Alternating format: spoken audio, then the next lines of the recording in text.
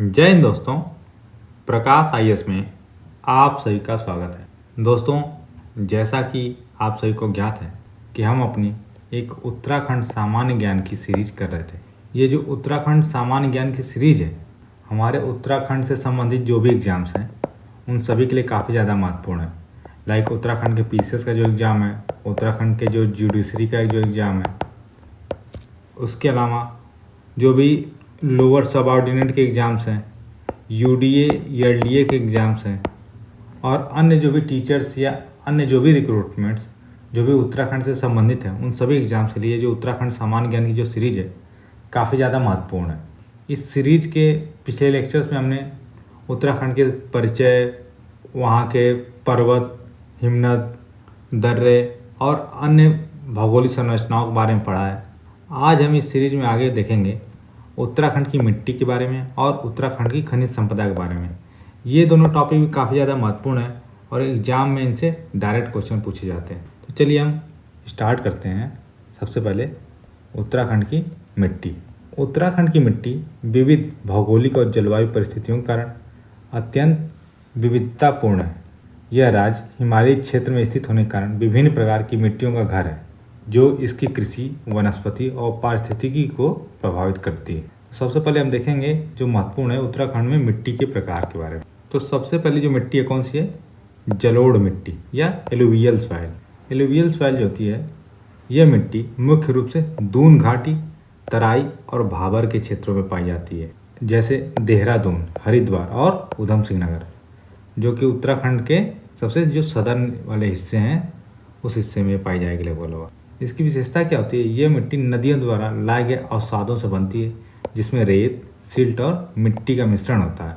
यह उपजाऊ होती है और इसमें नाइट्रोजन, फास्फोरस और पोटास की अच्छी मात्रा पाई जाती है। इसकी जो जल धारण की क्षमता है वो भी अच्छी होती है, जिससे कृषि के लिए उपयुक्त है। इसका उपयोग धान, गेहूँ, गन्ना और सब्जियों की खेती के लिए आदर्श होता है। तो इस मिट्टी में जो एलुवियल सॉइल होती है उसमें धान, गेहूँ, गन्ना और सब्जियां उगाई जाती हैं। इसके बाद नेक्स्ट हमारा पहाड़ी मिट्टी। जो पहाड़ी मिट्टी है, हिली सॉइल कौन सी है? यह मिट्टी मध्य और जो उच्च हिमालयी क्षेत्र हैं, जैसे अल्मोड़ा, नैनीताल, चमोली और पिथौरागढ़ में पाई जाती है। इसकी विशेषताएं क्या है कि यह मिट्टी चट्टानों के अपक्षय या जो वेदरिंग प्रोसेस होती है उससे बनती है और इसमें कार्बनिक पदार्थों की मात्रा अधिक होती है। यह रेतीली दोमट से लेकर चिकनी मिट्टी तक हो सकती है और इसका जो नेचर होता है अम्लीय होता है, एसिडिक नेचर का होता है और इसमें पोषक तत्वों की कमी हो सकती है। इसका उपयोग जो मोटे अनाज जैसे मंडुआ, रागी, झंगोरा, फलों में सेब, नाशपाती इत्यादि के खेती के लिए उपयुक्त होता है। तो इस रीजन में इन मोटे अनाजों और फलों में नाशपाती और सेब की खेती की जाती है। इसके बाद जो अगली हमारी मिट्टी है, थर्ड, लाल मिट्टी या रेड सॉइल, जो कुमायूं क्षेत्र के कुछ हिस्सों में जैसे नैनीताल और अल्मोड़ा के निचले ढलानों में पाई जाती है। आपको लास्ट लेक्चर में बताया था कि जो हमारा उत्तराखंड है, उत्तराखंड में जो ऊपर वाला रीजन लेवल है कौन सा है? गढ़वाल वाला रीजन, नीचे कुमायूं वाला रीजन है। तो कुमायूं के क्षेत्र में कुछ हिस्सों में नैनीताल और अल्मोड़ा के जो ढलान है उनमें यह रेड सॉइल पाई जाती है। इसकी विशेषता क्या है कि यह मिट्टी लौह ऑक्साइड की उपस्थिति के कारण लाल रंग की होती है और इसमें जो जल निकासी होती है वो अच्छी होती है, लेकिन जो इसका उपजाऊपन होता है उसमें कमी होती है। इसमें कौन सी फसलें बोई जाती हैं? जैसे आलू हो गया, कुछ मसाले वाली जो फसलें होती हैं या कुछ जो बागवानी फसलें होती हैं वह इसमें बोने के लिए उपयुक्त होती है। इसके बाद अगली जो हमारी फसल है वह है हिमनद मिट्टी या ग्लेशियल सॉइल। इसका जो वितरण है कहाँ पाई जाती है? उच्च हिमालयी क्षेत्र जैसे जो गंगोत्री, यमुनोत्री और केदारनाथ जैसे जो क्षेत्र है वहाँ पाई जाती है। और ये जो मिट्टी है, जो हिमनद, जो ग्लेशियर है, उनके अपरदन से बनती है और उसमें बड़े बड़े रेत के कण होते हैं और बजरी शामिल होती है। इसका जो उपजाऊपन है काफ़ी कम होता है और कृषि के लिए भी बहुत कम उपयुक्त होती है। ये मुख्य रूप से जो चारागाह हैं और जो कुछ जड़ी बूटियों की खेती के लिए उपयोग में आती है। चूँकि ये इसकी उर्वरता शक्ति जो है काफ़ी ज़्यादा कम है, तो नॉर्मल फसलों की बुआई के लिए अनुपयुक्त हो जाती है। इसलिए कुछ स्पेशल जो जड़ी बूटियाँ बस उन्हीं को बोने के लिए इसका उपयोग किया जाता है। इसके बाद जो अगली हमारी मिट्टी है वह है वन मिट्टी या फॉरेस्ट सॉइल। यह मिट्टी जंगली क्षेत्रों में पाई जाती है, विशेष रूप से जो साल, देवदार और बाज के जो जंगल होते हैं उसमें पाई जाती है।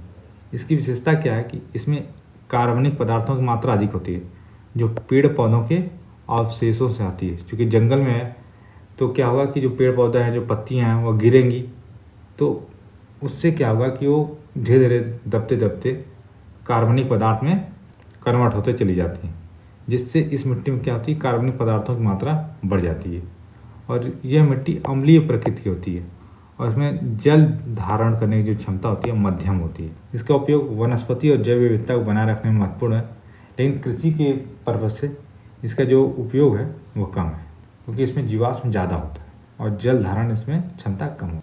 तो इस प्रकार हमने देखा जो उत्तराखंड के 5 मुख्य मिट्टियाँ जो पाई जाती हैं उनके बारे में।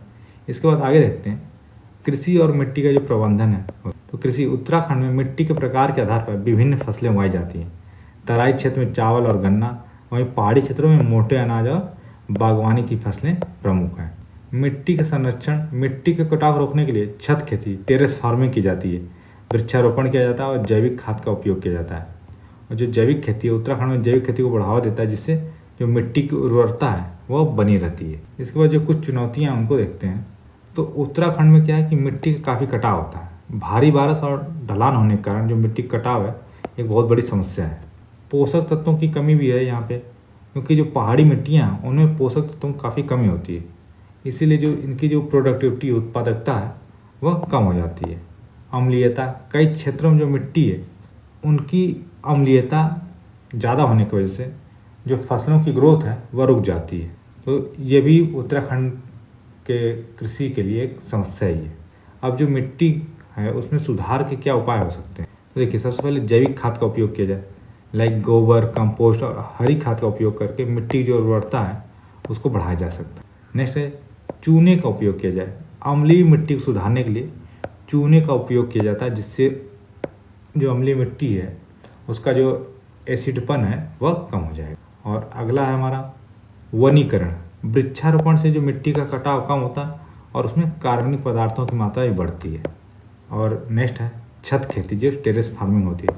तो पहाड़ी क्षेत्रों में क्या होता है, मिट्टी के कटाव को रोकने के लिए टेरेस फार्मिंग की जाती है, जिसकी वजह से जो ढलान एरिया जो पहाड़ी में, उससे मिट्टी का कटाव कम। इसके बाद जो मिट्टी की कुछ विशेषताएं और प्रभाव, तो इसकी विविधता क्या है। उत्तराखंड की मिट्टियाँ ऊंचाई, ढलान और जलवायु के आधार पर बदलती रहती हैं। ये तो हमने देखा भी कि जो मिट्टियों के प्रकार है 5 प्रकार के होते हैं, तो ये ऊंचाई, ढलान और जलवायु के आधार पर ही उनमें बदलाव थे। और निचले क्षेत्रों में उपजाऊ जलोढ़ मिट्टी होती है, जबकि ऊंचाई वाले क्षेत्र में पथरीली और कम उपजाऊ मिट्टी पाई जाती है। और जलवायु का प्रभाव क्या होता है, उच्च हिमालयी क्षेत्रों में ठंडी जलवायु और निचले क्षेत्रों में उप उष्णकटिबंधीय जलवायु मिट्टी की संरचना और उपयोग को प्रभावित करती है। इसके बाद ये जो हमने देखा था उनके बारे में थोड़ा सा एक टेबल के फॉर्मेट में देख लेते हैं। उनकी जो विशेषता है, लाइक जलोढ़ मिट्टी या एलुवियल सॉइल, ये कहाँ पाई जाती है, देहरादून, हरिद्वार, उधम सिंह नगर और तराई और जो भाबर वाले क्षेत्र हैं जो लगभग साउथ उत्तराखंड में पड़ते हैं। इसकी विशेषता क्या है कि नदियों द्वारा लाए गए अवसादों से निर्मित होती है। इसमें उपजाऊ सिल्ट, रेत और मिट्टी का मिश्रण होता है और इसमें जल धारण करने की क्षमता अच्छी होती है।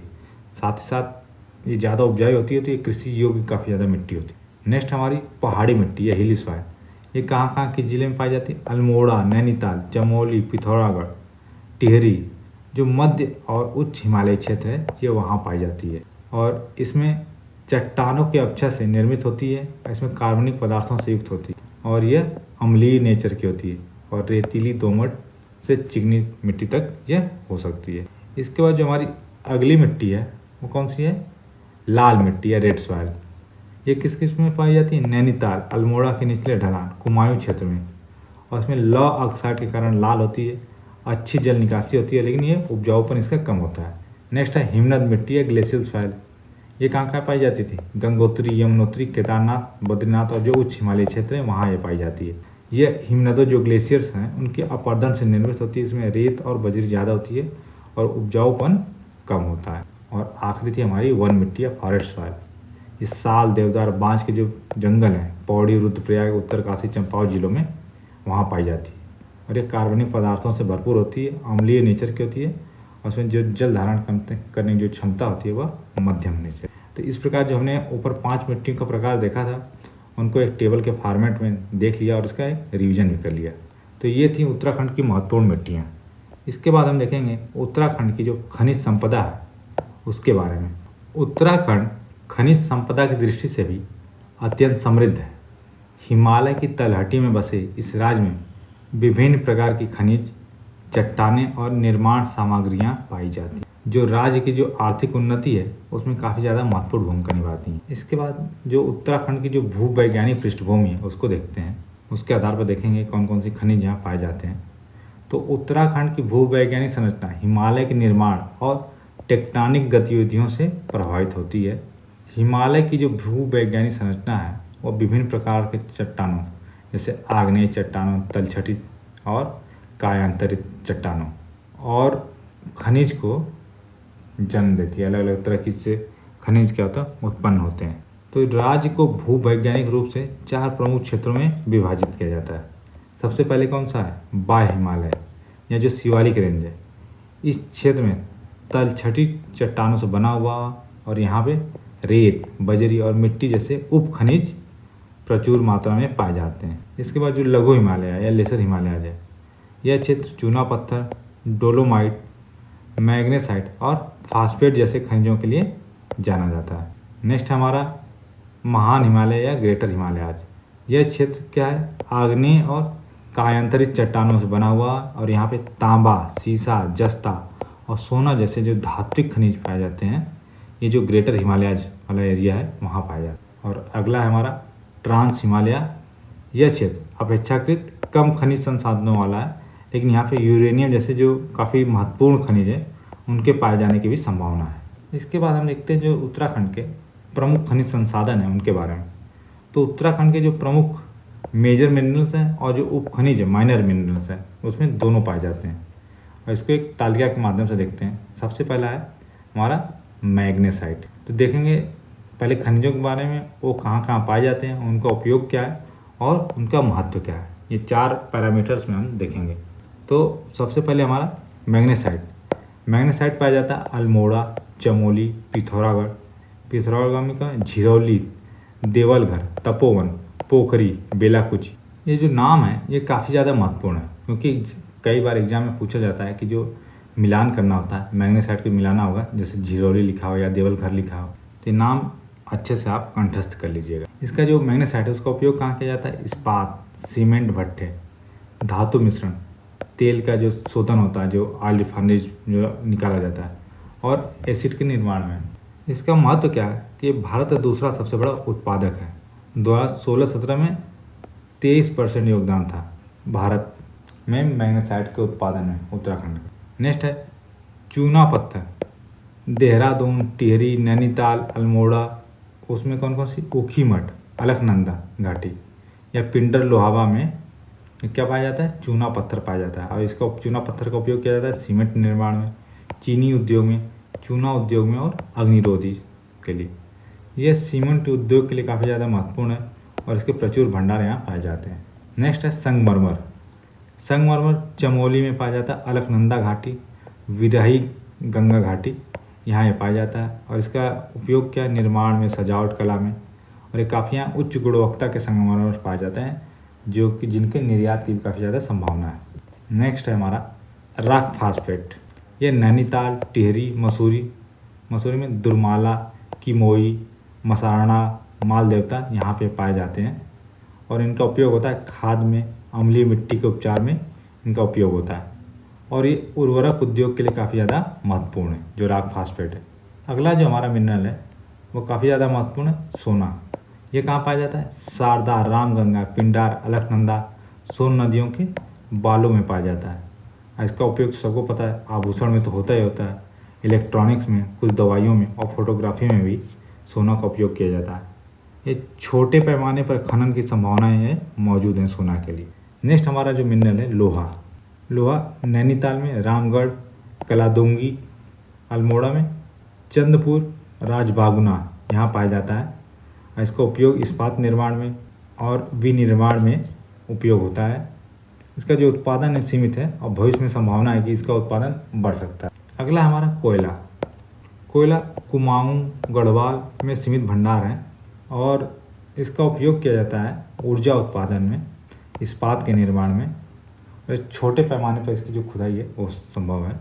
नेक्स्ट हमारा सीसा। ये कहाँ पाया जाता है? अल्मोड़ा, पिथौरागढ़, पिथौरागढ़ में चंदाक, देवलगढ़, रालम, भैंसखाल इत्यादि जगहों पे पाया जाता है और इसका उपयोग परिवहन उपकरण बनाने में, खाद बनाने में उपयोग होता है। इसकी भी छोटे पैमाने पर खनन की जा सकती है। नेक्स्ट हमारा जो मिनरल है वो है जिप्सम। जिप्सम कहाँ पाया जाता है? देहरादून, टिहरी में, खियारकुली, भाटा, धपिला, लक्ष्मण झूला इत्यादि जगहों पे जिप्सम पाया जाता है। और जिप्सम का मुख्य उपयोग होता है सीमेंट में, प्लास्टर में और कृषि में भी उपयोग किया जाता है और निर्माण उद्योग में काफ़ी ज़्यादा महत्वपूर्ण है जिप्सम। नेक्स्ट है हमारा टाल या साबुन पत्थर। ये पाया जाता है पिथौरागढ़, अल्मोड़ा में और इससे टेल्कम पाउडर, पेंट, साबुन, कीटनाशक, मिट्टी के बर्तन इत्यादि जगहों पर इसका उपयोग किया जाता है और इसका स्थानीय और निर्यात के लिए भी काफ़ी ज़्यादा मांग है जो साबुन पत्थर होता है। नेक्स्ट है हमारा asbestos। ये अल्मोड़ा, चमोली में ऊखीमठ, कांधेरज वाली जो एरिया वहाँ पर पाया जाता है और asbestos का उपयोग किया जाता है सीमेंट निर्माण में, अग्निरोधी सामग्री बनाने में और इसका जो उपयोग है ये सीमित ही उपयोग होता है। asbestos से क्या है, कई सारी पर्यावरणीय चिंताएँ भी होती हैं क्योंकि जो इसकी जो धूल होती है काफ़ी ज़्यादा हानिकारक होती है। इसके बाद नेक्स्ट है हमारा तांबा। तांबा जो है वो अल्मोड़ा, पिथौरागढ़ में पाया जाता है और तांबे का उपयोग होता है विद्युत तार बनाने में, निर्माण सामग्रियों के रूप में और इसका भी छोटे पैमाने पर खनन संभव है। अगला ग्रेफाइट। ग्रेफाइट चमोली में जो अलकनंदा घाटी है और श्रीनगर है इन जगहों पर पाया जाता है और इसका उपयोग होता है अग्निरोधी बनाने में, पेंसिल, स्नेहक इत्यादि बनाने में और इसका भी सीमित उत्पादन संभव है। नेक्स्ट हमारा यूरेनियम। यूरेनियम टिहरी गढ़वाल वाले रीजन में पाया जाता है और इसका उपयोग परमाणु ऊर्जा के क्षेत्र में होता है। ये काफ़ी ज़्यादा रणनीतिक महत्व का है और इसके ऊपर अभी जो शोध है चल रहा है इसके निकालने के लिए यूरेनियम के, ठीक है। तो इस प्रकार हमने देखा जो उत्तराखंड के जो प्रमुख मिनरल थे वह कहाँ कहाँ से पाए जाते हैं और उनका उपयोग किस किस इंडस्ट्रीज में होता है। इसके बाद जो कुछ माइनर मिनरल जो हैं उपखनिज जो होते हैं लाइक रेत, बजरी, स्लेट, निर्माण पत्थर और भूरा संगमरमर जिसको लिग्नाइट बोलते हैं, ऐसे उपखनिज भी स्थानीय निर्माण और बुनियादी ढांचा परियोजनाओं में उपयोग होते हैं जो कि उत्तराखंड से पाए जाते हैं। अब ये जो खनिज हैं, खनिजों के उत्पादन में कुछ चुनौतियाँ होती हैं, उनको देख लेते हैं। जैसे भौगोलिक कठिनाइयाँ होती हैं। भौगोलिक कठिनाई कैसे? जैसा कि हमने पढ़ा कि जो उत्तराखंड है वो अलग अलग रीजन में डिवाइड है, तो जैसे जैसे ऊंचाई बढ़ती जाती है, जैसे जैसे पहाड़ी क्षेत्र बढ़ता जाता है, वहाँ पे खनन कार्य काफ़ी जटिल और महंगा, साथ साथ काफ़ी ज़्यादा रिस्की हो जाता है। इसी वजह से देखिए हमने कई सारे जब टनल खोदी जाती है उसमें मजदूर फंस जाते हैं, कोई समस्या और आ जाती है तो पहाड़ी क्षेत्रों में। नेक्स्ट है पर्यावरणीय चिंताएँ भी हैं, जैसे साबुन पत्थर, रेत खनन ने हिमालयी पारिस्थितिकी तंत्र पर प्रश्न उठाए हैं। स्थानीय जो कार्यकर्ता हैं और जो लोकल समुदाय हैं वो अक्सर खनन के खिलाफ विरोध करते रहते हैं क्योंकि इससे क्या होता है जो नेचुरल हैबिटेट है वो प्रभावित होता है, जो वन्य जीव हैं, चाहे जो वनस्पतियाँ हैं वहाँ की, साथ साथ जो लोकल वहाँ रह रहे हैं वो भी इससे ज़्यादा प्रभावित होते हैं।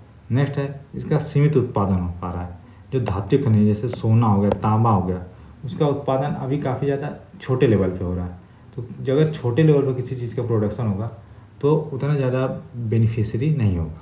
और अगला आंकड़ों की कमी। कुछ खनिज जैसे ग्रेफाइट हो गया, asbestos हो गया, इसके उत्पादन के लिए अभी हमारे पास प्रॉपर आंकड़े नहीं हैं, जिससे उतना पता नहीं चल पा रहा है कि ये जो हमारे पास खनिज हैं किस मात्रा में मौजूद हैं और इनका कितना उत्पादन संभव है, कितना बड़ा भंडार हमारे पास मौजूद है उत्तराखंड राज्य के पास, ठीक। तो ये थी कुछ महत्वपूर्ण चुनौतियाँ जो खनिज उत्पादन में। तो दोस्तों इस प्रकार से हमने देखा उत्तराखंड की जो मिट्टियाँ थीं, 5 महत्वपूर्ण जो मिट्टियाँ, उनके बारे में और उन मिट्टियों में क्या क्या फसल बोई जा सकती है, किस प्रकार की मिट्टियाँ हैं इत्यादि। उसके बाद हमने देखा जो उत्तराखंड की खनिज संपदा है उसमें उत्तराखंड के जो मेजर मिनरल्स हैं वो कौन कौन से मिनरल्स पाए जाते हैं उत्तराखंड में और किस किस ज़िले में और उनका उपयोग किस किस इंडस्ट्रीज में होता है। तो आज के लेक्चर में बस इतना ही है और इस लेक्चर की जो PDF है आपको जो हमारा टेलीग्राम चैनल है उस पर उपलब्ध हो जाएगी, जिसका ये QR कोड दिया हुआ है। इसको स्कैन करके आप हमारे टेलीग्राम चैनल से जुड़ सकते हैं या फिर नीचे इसकी लिंक भी दी गई है, इस लिंक पर जाके आप हमारे टेलीग्राम चैनल से जुड़ सकते हैं और इसकी PDF प्राप्त कर सकते हैं। साथ ही साथ हमारे इंस्टाग्राम पेज की भी लिंक दी गई है, जिस पर जाके आप हमारे इंस्टाग्राम से जुड़ सकते हैं। और दोस्तों, आपको हमारा ये वीडियो पसंद आ रहा है तो वीडियो को लाइक करें, चैनल को सब्सक्राइब करें और अपने दोस्तों के साथ अवश्य शेयर करें। धन्यवाद।